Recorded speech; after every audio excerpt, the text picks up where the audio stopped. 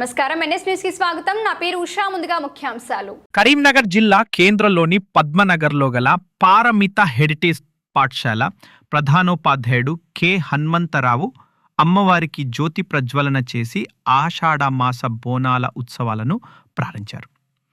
ఈ కార్యక్రమంలో విద్యార్థులు స్వయంగా బోనాలు ఎత్తుకుని పులివేషాలు, పోతురాజుల వేషాలు ధరించి డప్పు చప్పుళ్ల కొలహాలంతో సందడి చేస్తూ అమ్మవారికి బోనాలు సమర్పించిన వైనమంబరానంటింది. విద్యార్థులు చేసిన సాంస్కృతిక కార్యక్రమాలు ఆద్యంతం ప్రేక్షకులని మంత్రముగ్ధులని చేశాయి.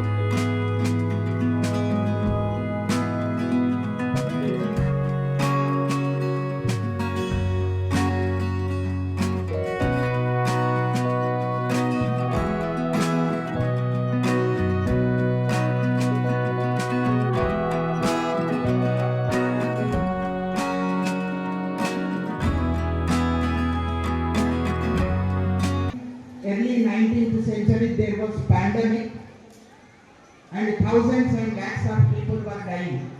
So one of the army officers visited Ujjaini Mahakali temple and he prayed to the goddess that if that plague pandemic is stopped, he would install Kali Mata temple in Secunderabad. నా పేరు వన్మై. నేను పరిమిత పాఠశాలలో 7వ తరగతిలో చదువుతున్నాను.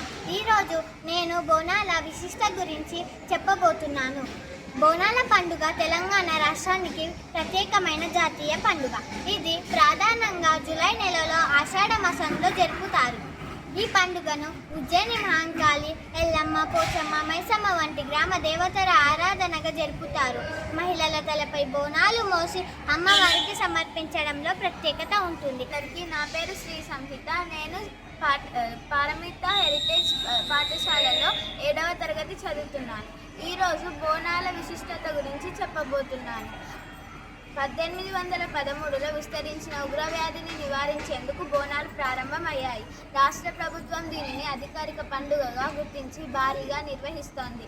బోనాలు మన తెలంగాణ సంస్కృతి సాంప్రదాయాలకు ప్రతీకగా నిలిచే శక్తిపరిచే పండుగ.